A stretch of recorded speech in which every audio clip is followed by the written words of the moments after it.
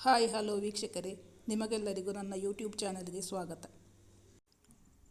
ಸಂಹಿತಾ ಸಂಪ್ರೀತ್ ಭಾವನಾತ್ಮಕ ಪ್ರೇಮಕತೆ ಭಾಗ 19.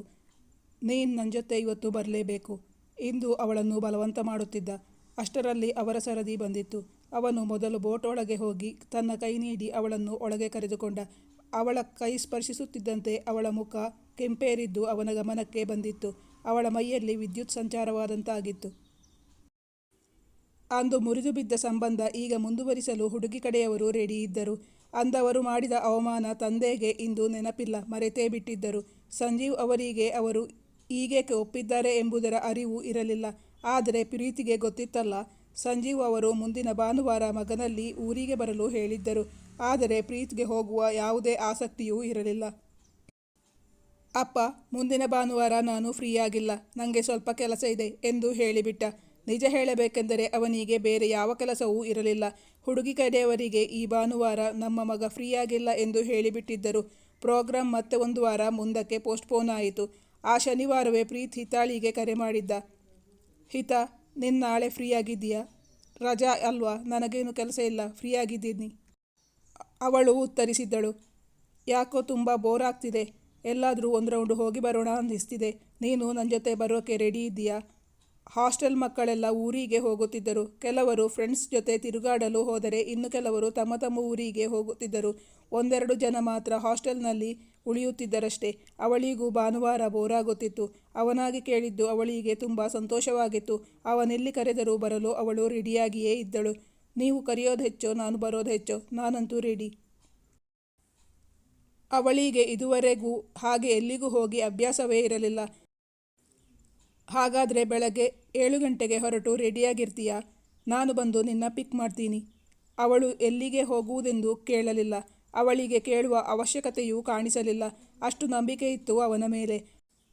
ಅವಳೆಲ್ಲಿ ತಾನು ಬರುವುದಿಲ್ಲವೆಂದು ಹೇಳುತ್ತಾಳೋ ಎಂಬ ಅನುಮಾನವಿತ್ತು ಪ್ರೀತ್ಗೆ. ಆದರೂ ಧೈರ್ಯ ವಹಿಸಿ ಕೇಳಿಬಿಟ್ಟಿದ್ದ. ಅವಳು ಒಪ್ಪಿದ್ದು ಅವನಿಗೂ ಹಿಡಿಸಲಾರದಷ್ಟು ಸಂತೋಷವಾಗಿತ್ತು. ಅವನಿಗೆ ಊರಿಗೆ ಹೋಗುವ ಮನಸ್ಸಿರಲಿಲ್ಲವಲ್ಲ. ಆದ್ದರಿಂದ ಅವನು ಹಿತಾಳೊಂದಿಗೆ ಮೈಸೂರಿಗೆ ಹೋಗಬೇಕೆಂದು ಪ್ಲಾನ್ ಮಾಡಿಕೊಂಡಿದ್ದ. ಅವಳವನಲ್ಲಿ ಪ್ರಶ್ನಿಸದಿದ್ದಾಗ ಅವನಾಗಿಯೇ ಕೇಳಿದ. ಎಲ್ಲಿಗೆ ಹೋಗೋದು ಅಂತ ಕೇಳಲ್ವಾ ಹಿತಾ? ಇಲ್ಲ, ನನಗೆ ಅದರ ಅವಶ್ಯಕತೆ ಕಾಣಿಸ್ತಿಲ್ಲ. ಅಂದರೆ ಅವಳಿಗೆ ಅವನ ಮೇಲೆ ಅಷ್ಟು ನಂಬಿಕೆ ಇತ್ತು, ಭರವಸೆ ಇತ್ತು. ನಾಳೆ ಮೈಸೂರಿಗೆ ಹೋಗೋಣ ಅಂತ ಅಂದ್ಕೊಂಡಿದ್ದೀನಿ. ನನ್ನ ಜೊತೆ ಬರೋಕ್ಕೆ ನಿಂಗೇನು ಪ್ರಾಬ್ಲಮ್ ಇಲ್ಲ ತಾನೇ? ಇಲ್ಲ, ನಾನು ಇದುವರೆಗೂ ಮೈಸೂರಿಗೆ ಹೋಗೇ ಇಲ್ಲ. ಸಾಂಸ್ಕೃತಿಕ ನಗರಿ ಮೈಸೂರನ್ನು ನೋಡಬೇಕು ಅನ್ನೋದು ನನ್ನ ಬಹುದಿನದ ಕನಸಾಗಿತ್ತು. ಅವಳಂತೂ ತುಂಬ ಖುಷಿಯಾಗಿದ್ದಳು. ಅದು ಪ್ರೀತ್ ಜೊತೆ ಹೋಗುವುದು ಎಂದ ಮೇಲೆ ಅವಳ ಸಂತೋಷಕ್ಕೆ ಪಾರವೇ ಇರಲಿಲ್ಲ. ಇತ್ತ ಪ್ರೀತ್ನ ಊರಿನಲ್ಲಿ ಸಂಜೀವ್ ಅವರು ತಮ್ಮ ಬೀಗರಾಗುವವರಲ್ಲಿ ಹೇಳಿದ್ದರು. ನನ್ನ ಮಗನಿಗೆ ಈ ವಾರ ಬೇರೇನೋ ಕೆಲಸ ಇದೆಯಂತೆ, ಅವನು ಫ್ರೀಯಾಗಿಲ್ಲ. ಮಾತುಕತೆ ಮುಂದಿನ ವಾರ ಮುಂದುವರಿಸೋಣ ಎಂದು. ಆದರೆ ಹುಡುಗಿ ಕಡೆಯವರಿಗೆ ಈ ಸಂಬಂಧವನ್ನು ಬಿಡುವ ಮನಸ್ಸೇ ಇರಲಿಲ್ಲ. ಆದ್ದರಿಂದ ಹುಡುಗ ಇಲ್ಲದಿದ್ದರೂ ಪರವಾಗಿಲ್ಲ, ತಾವಿಬ್ಬರೂ ಮಾತುಕತೆ ಮುಂದುವರಿಸೋಣ ಎಂದು ಹೇಳಿದರು ಹುಡುಗಿಯ ತಂದೆ. ಹೇಗೂ ಒಮ್ಮೆ ನಿಶ್ಚಯವಾಗಿದ್ದ ಮದುವೆಯೇ ಅಲ್ಲವೇ? ಈಗ ಅವರು ಒಪ್ಪಿದ ಮೇಲೆ ಮುಂದೇನೂ ಅಡ್ಡಿಯಿಲ್ಲ ಎಂಬುದು ಸಂಜೀವ್ ಅವರ ಅಭಿಪ್ರಾಯವೂ ಆಗಿತ್ತು. ಅಲ್ಲದೆ ಅವರು ಮಗನನ್ನು ಕೇಳಿದಾಗ ಅವನು ಈ ವಾರ ತನಗೆ ಬೇರೆ ಕೆಲಸವಿದೆ ಎಂದು ಹೇಳಿದ್ದಾನೆಯೇ ಹೊರತು ಬೇಡ ಎಂದು ಹೇಳಿರಲಿಲ್ಲವಲ್ಲ. ಹುಡುಗಿಯ ತಂದೆ ಆ ಭಾನುವಾರದಂದೇ ಸಂಜೀವ್ ಅವರ ಮನೆಗೆ ಬಂದಿದ್ದರು. ಬಂದಿದ್ದು ಮಾತ್ರವಲ್ಲ, ಅಂದಿನ ತಮ್ಮ ವರ್ತನೆಗೆ ಕ್ಷಮೆ ಕೇಳಿದರು ಸಂಜೀವ್ ಅವರ ಬಳಿ. ಯಾರದೋ ಮಾತು ಕೇಳಿಕೊಂಡು ನಾನು ತಪ್ಪು ತಿಳಿದುಕೊಂಡಿರುವುದಾಗಿಯೂ ನಿಮ್ಮ ಮಗ ಅಂತಹವನಲ್ಲವೆಂದು ತಮ್ಮನ್ನು ದೊಡ್ಡ ಮನಸ್ಸಿಂದ ಕ್ಷಮಿಸಬೇಕೆಂದು ಕೇಳಿಕೊಂಡಿದ್ದರು. ಅವರಿಬ್ಬರು ಒಂದು ಸುತ್ತಿನ ಮಾತುಕತೆ ಮುಗಿಸಿದರು. ಮುಂದಿನ 15 ದಿನಗಳಲ್ಲಿ ಹುಡುಗಿಯ ಮನೆಯಲ್ಲಿ ನಿಶ್ಚಿತಾರ್ಥ ಮಾಡುವುದೆಂದು ನಿಶ್ಚಯಿಸಿಕೊಂಡರು. ಮಾತುಕತೆ ಆದ ಬಳಿಕ ಇವರ ಮನೆಯಲ್ಲಿ ಊಟ ಮಾಡಿ ಹೊರಟು ಹೋಗಿದ್ದರು ಹುಡುಗಿಯ ತಂದೆ. ಇಷ್ಟಕ್ಕೆಲ್ಲ ಕಾರಣ ಪ್ರೀತ್ ಅಂದು ಆ ಹುಡುಗನನ್ನು ಹಾಸ್ಪಿಟಲ್ಗೆ ಕರೆದುಕೊಂಡು ಹೋಗಿದ್ದು ಎಂಬುದು ಸಂಜೀವ್ ಅವರಿಗೆ ಗೊತ್ತೇ ಇರಲಿಲ್ಲ. ಮತ್ತೆ ಅದೇ ಸಂಬಂಧ ನಿಶ್ಚಯವಾಗುತ್ತಿರುವುದು ಸಂಜೀವ್ ಮತ್ತು ಪತ್ನಿ ಲತಾ ಅವರಿಗೆ ತುಂಬ ಸಂತೋಷವಾಗಿತ್ತು. ಈ ಬಗ್ಗೆ ಮಗನಲ್ಲಿ ಕೇಳಬೇಕಾಗಿತ್ತು ಎಂದು ಆಗ ಅವರಿಗೆ ಅನಿಸಿರಲೇ ಇಲ್ಲ. ಹೇಳಿದಂತೆ ಪ್ರೀತ್ ಬೆಳಗ್ಗೆ 7 ಗಂಟೆಗೆ ಹಿತಾಳನ್ನು ಕರೆದುಕೊಂಡು ಮೈಸೂರಿನತ್ತ ಪ್ರಯಾಣ ಬೆಳೆಸಿದ್ದ. ಬರುತ್ತಾ ದಾರಿಯಲ್ಲಿ ಹೋಟೆಲ್ ಶಿವಳ್ಳಿಯಲ್ಲಿ ತಿಂಡಿ ತಿಂದರು. ಹೋಟೆಲಲ್ಲಿ ತಿಂಡಿ ತಿನ್ನಲು ಎದುರು ಬದುರಾಗಿ ಕುಳಿತಿದ್ದರು. ಆಗ ತಂದೆ ಪ್ರಸ್ತಾಪಿಸಿದ ನಿಶ್ಚಿತಾರ್ಥದ ವಿಷಯವನ್ನು ಹಿತಾಳಲ್ಲಿ ಹೇಳಿದ್ದ ಪ್ರೀತ್. ಆ ವಿಷಯ ಹೇಳುತ್ತಿದ್ದಂತೆ ಹಿತಾಳ ಮುಖ ಸಪ್ಪಗಾಗಿದ್ದನ್ನು ಸೂಕ್ಷ್ಮವಾಗಿ ಗಮನಿಸಿದ್ದ. ಯಾಕೋ ಅವಳಿಗೆ ತಾನು ಬೇರೆ ಹುಡುಗಿಯ ಜೊತೆ ಮದುವೆಯಾಗುವುದು ಇಷ್ಟವಿಲ್ಲ ಎಂಬುದು ಅವನಿಗೆ ಅರಿವಾಗಿತ್ತು. ಅವಳು ತನ್ನನ್ನು ಪ್ರೀತಿಸುತ್ತಿದ್ದಾಳಾ? ಅದನ್ನು ತಿಳಿಯಬೇಕಾಗಿತ್ತು ಅವನು. ಸುಮಾರು 10 ಗಂಟೆಗೆ ಮೈಸೂರು ತಲುಪಿದ್ದರು. ಹಿತಾಗಂತೂ ಮೈಸೂರು ತುಂಬ ಹಿಡಿಸಿತ್ತು. ಕಾಮ್ ಆ್ಯಂಡ್ ಕ್ವೈಟ್, ತುಂಬ ಚೆನ್ನಾಗಿದೆ ಜಾಗ. ಬೆಂಗಳೂರಿನ ಟ್ರಾಫಿಕ್ ಇಲ್ಲಿ ಇರಲಿಲ್ಲವಲ್ಲ. ಮೊದಲು ಝೂಗೆ ಭೇಟಿ ಇತ್ತರು. ಅದಾದ ಬಳಿಕ ಮೈಸೂರು ಅರಮನೆ ಸುತ್ತಿ ಬಂದರು. ಬಳಿಕ ಹೋಟೆಲ್ ಒಂದರಲ್ಲಿ ಊಟ ಮುಗಿಸಿಕೊಂಡು ಕಾರಂಜಿ ಕೆರೆಗೆ ಹೋದರು. ಹಿತಾ ಮೊದಲ ಬಾರಿಗೆ ಹೊರಗೆ ಸುತ್ತಾಡಲು ಬಂದಿರುವುದು. ಅವಳು ಪ್ರತಿಯೊಂದು ಕ್ಷಣವನ್ನು ಆನಂದಿಸುತ್ತಿದ್ದಳು. ಅವಳ ಮುಖದಲ್ಲಿ ಕಂಡ ಸಂತೋಷದಿಂದ ಅವನು ತೃಪ್ತನಾಗಿದ್ದ. ಕಾರಂಜಿ ಕೆರೆಯಲ್ಲಿ ಬೋಟಿಂಗ್ ಹೋಗಲು ಟಿಕೆಟ್ ತೆಗೆದುಕೊಂಡು ಬಂದಿದ್ದ ಪ್ರೀತ್ ತಮ್ಮ ಸರದಿಗಾಗಿ ಕಾಯುತ್ತಾ ನಿಂತಿದ್ದರು. ಹಿತಾಗೆ ಬೋಟ್ ಹತ್ತಲು ತುಂಬ ಭಯವಾಗುತ್ತಿತ್ತು. ಅವಳು ಇದೇ ಮೊದಲ ಬಾರಿ ಬೋಟ್ ಹತ್ತುತ್ತಿರುವುದು. ಅವಳು ಬೋಟ್ ಹತ್ತಲು ಹಿಂಜರಿದು ಹೇಳಿದಳು, ನನಗೆ ತುಂಬ ಭಯ ಆಗುತ್ತೆ, ನಾನು ಬರಲ್ಲ. ಯಾಕೆ ಭಯ? ಏನೂ ಆಗಲ್ಲ, ನಾನಿದ್ದೀನಿ.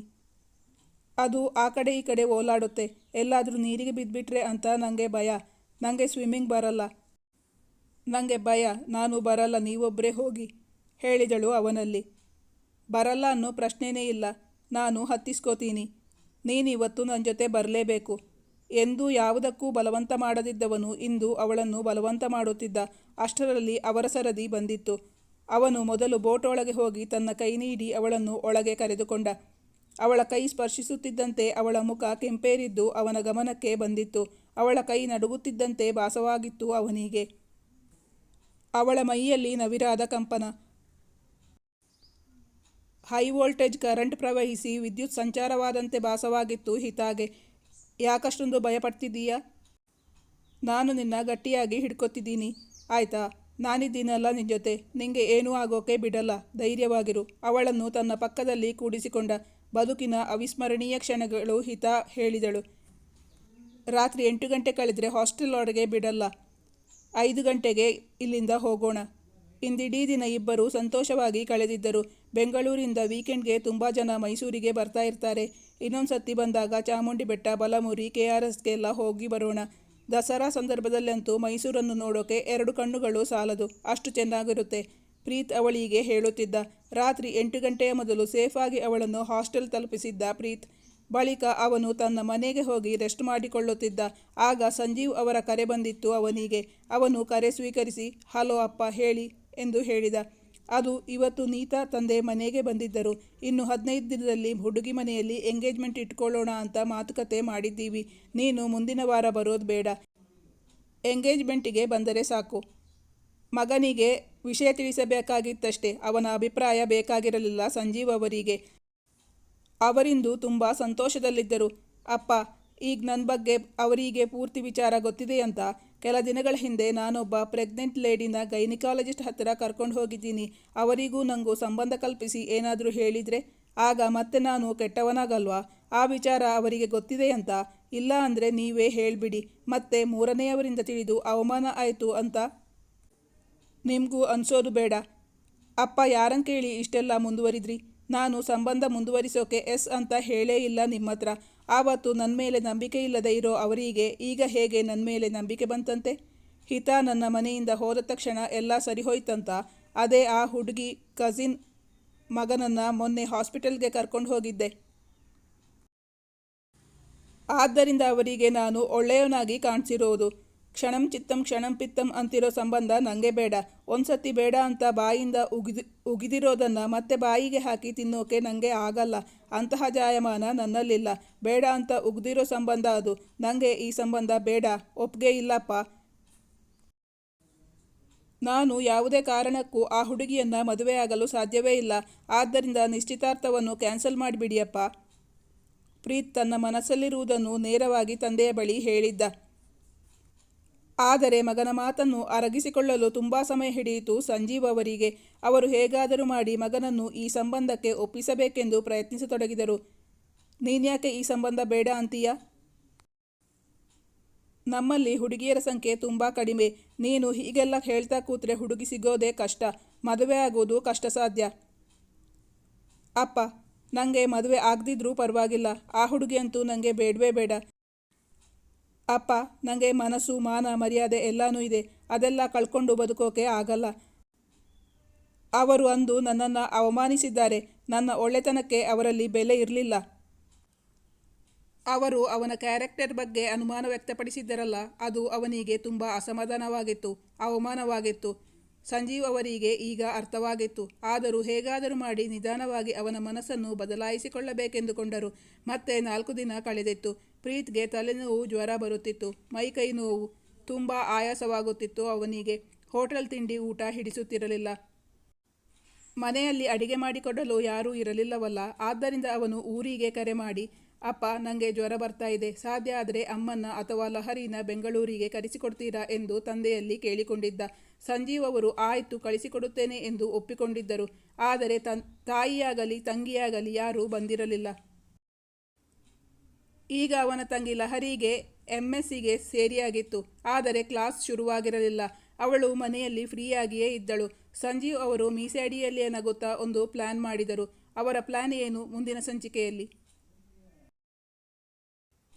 ವೀಕ್ಷಕರೇ, ಈ ಕಥೆಯ ಮುಂದಿನ ಭಾಗ ಮುಂದಿನ ಸಂಚಿಕೆಯಲ್ಲಿ ಮುಂದುವರಿಯುವುದು. ನಿಮ್ಮ ಅನಿಸಿಕೆ ಅಭಿಪ್ರಾಯಗಳನ್ನು ಕಮೆಂಟ್ ಮಾಡಿ ತಿಳಿಸಿ. Thank you for watching.